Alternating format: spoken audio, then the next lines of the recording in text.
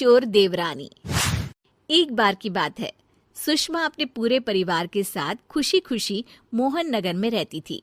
उसकी 2 बहुएं थी, पल्लवी और शिवानी। एक दिन दोनों बहुएं रसोई में काम कर रही होती है कि तभी उनकी सास सुषमा उन्हें बुलाती है। अरे बहू, जरा इधर तो आना। शिवानी, जरा जाकर देखना सासू माँ क्या कह रही हैं। दीदी आप ही देख लो ना जाकर, आपको भी तो सुनाई दे रहा है। अरे मैं आटा गूंद रही हूँ ना, तुम चली जाओ। हाँ तो मैं भी तो सब्जी काट रही हूँ ना दीदी। अरे बहू जल्दी आओ। ओह, ये तो जाएगी नहीं, मैं ही जाकर देखती हूँ कि क्या करना है। पल्लवी सुषमा के कमरे में जाती है। जी मम्मी जी, क्या हुआ? शाम को घर पर कुछ मेहमान आने वाले हैं, तो तुम अच्छा सा खाना बना लेना बहू। ठीक है मम्मी जी, आप बता दीजिए क्या क्या बनाना है और कितने लोग आ रहे हैं।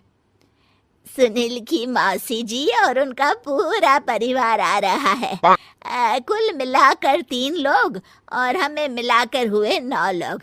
तो अभी से ही तैयारी करना शुरू कर दो। और हाँ, घर की सफाई भी कर देना, हाँ अच्छे से। जी मम्मी जी, सब काम हो जाएगा, आप चिंता मत कीजिए। पल्लवी शिवानी को घर में मेहमान आने वाले हैं इसके बारे में बताती है। क्या 9 लोगों का खाना बनाना होगा, घर की सफाई करनी है? बाप रे, सासू माँ ने तो हमें घर की नौकरानी ही समझ कर रखा है।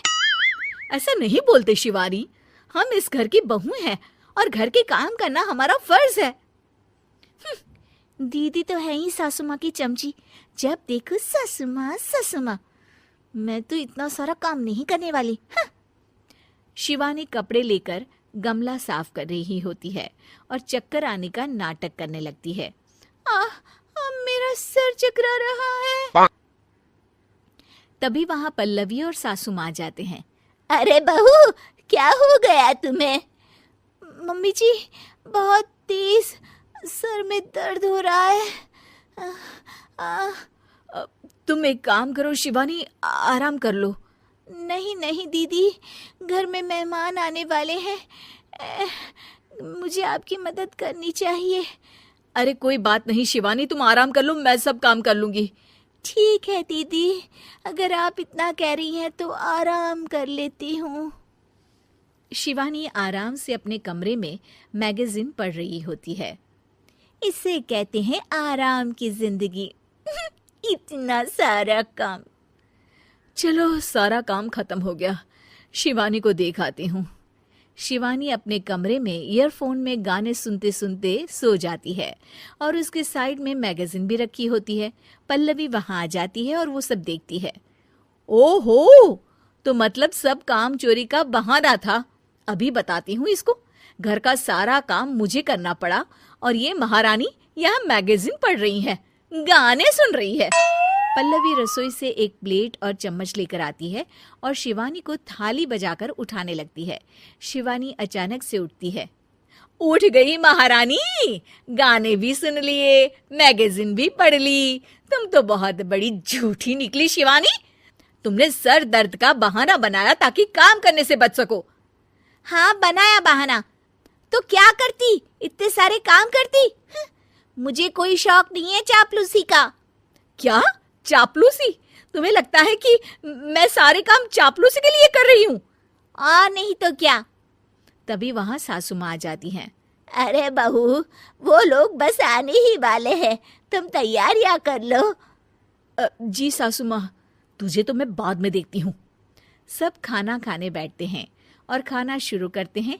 तभी सुनील की मौसी बोलती है।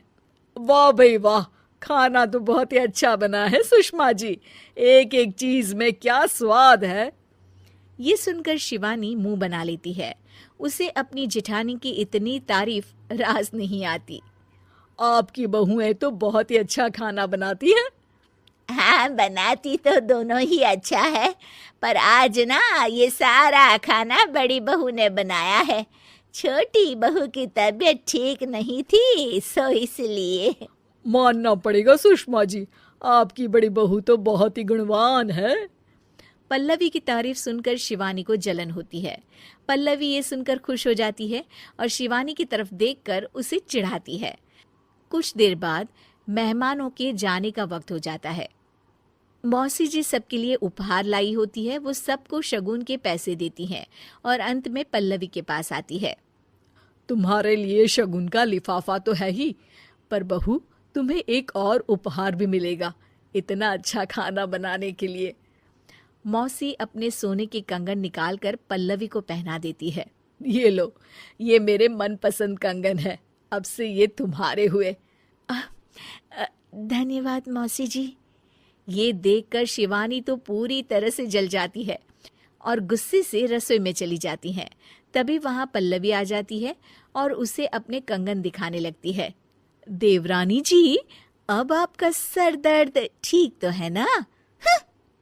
मुझे लगता है कि अब सर दर्द शुरू हो गया होगा आपका।